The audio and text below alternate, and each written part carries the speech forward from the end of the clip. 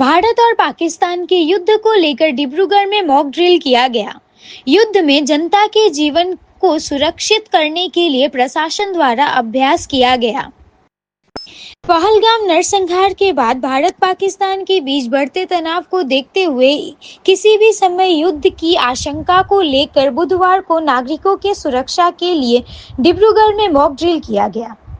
डिब्रूगढ़ के call road में जिला प्रशासन के तरफ से फायर ब्रिगेड, एनडीएएफ, एनसीसी और पुलिस के जवानों ने युद्ध के समय दुश्मनों के पक्ष के हमले की स्थिति के बाद लोगों के बचाव का रिहर्सल किया।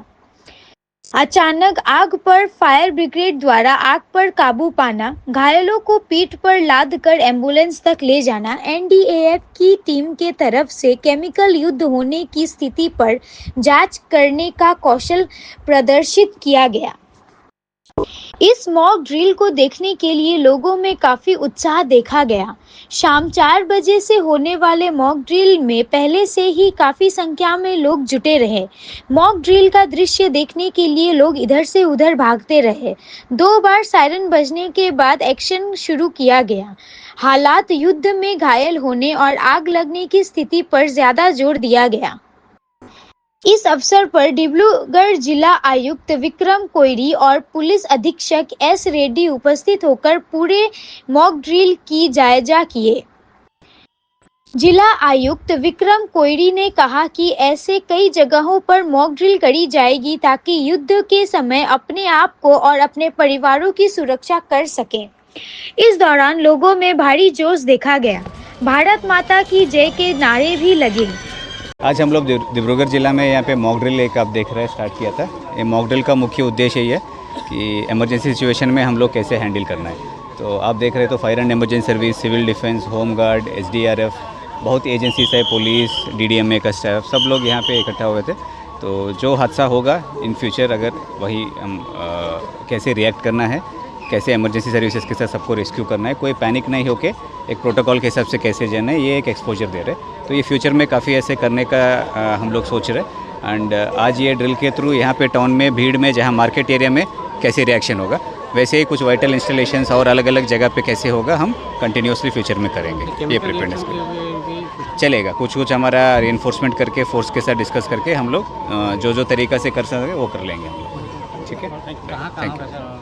वो प्लान कर लेंगे अलग अलग जगह पे। वाइटल इंस्टॉलेशंस है हमारा दुलियाजान में है, हमारा नामरूप की साइड में भी है, तो उन जगह पे भी हम लोग फ्यूचर में करना स्टार्ट करेंगे। शेल्टर बनाने की ना है क्या? किस चीज़ का? शेल्टर बनाने के लिए नहीं, वो पार्ट में है, ड्रिल का पार्ट में जो चीज़ आएगा उसी के थ्रू कर लेंगे, नया कोई चीज़ नहीं है। ठीक है, thank you. Along with drill बहुत सारा हमारा मैसेजिंग आएगा कि कैसे करना है इस तरह के सिचुएशन में। और मोस्टली अगर इस तरह का कोई अटैक होता है, कुछ सिचुएशन होता है, तो पब्लिक से मेरा एक ही रिक्वेस्ट है कि अपना कहीं पे अपना छुपने के जगह में रह जाए, ना कि बाहर आके मतलब क्या हो रहा है वो देखने से अच्छा है पहले अपने आप को प्रोटेक्ट करें।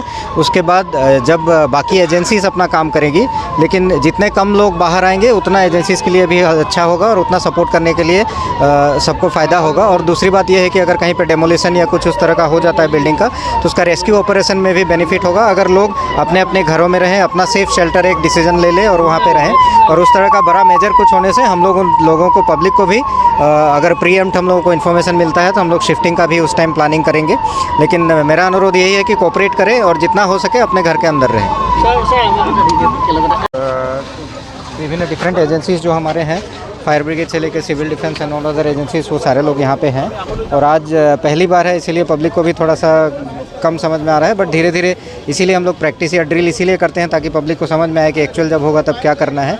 एंड आज के बाद हम लोग कंटिन्यूस इस तरह से अलग अलग लोकेशन में करते रहेंगे ताकि लोगों को समझ में आए कि इस तरह का अगर एक्चुअल सिचुएशन हो तो क्या करना है। उसी के लिए आज ये ड्रिल है, और जब बार बार होते रहेगा तब हमारे लोगों को और ज़्यादा समझ में आएगा, यही उम्मीद है।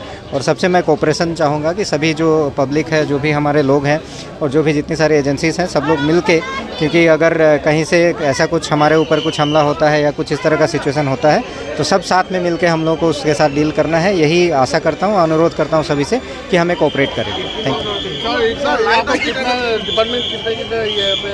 यह हमारा टोटल डीडीएमए का सारा एजेंसीज है, along with that fire and emergency service है। सिविल डिफेंस को सबसे पहले लीड लेने के लिए दिया गया है, बट यहाँ पे डिफेंस फोर्सेस का उस तरह से हम लोगों ने यूज़ नहीं किया है, बिकॉज जब एक्चुअल एक्चुअल वार या कुछ होगा तब वो लोग अपने अलग काम में रहेंगे, इसीलिए basically civil defence related activity है। और इसमें बाकी एजेंसीज जो इसेंशियल सर्विसेज के हैं, एम्बुलेंस से स्टार्ट करके fire brigade, they are all supporting them.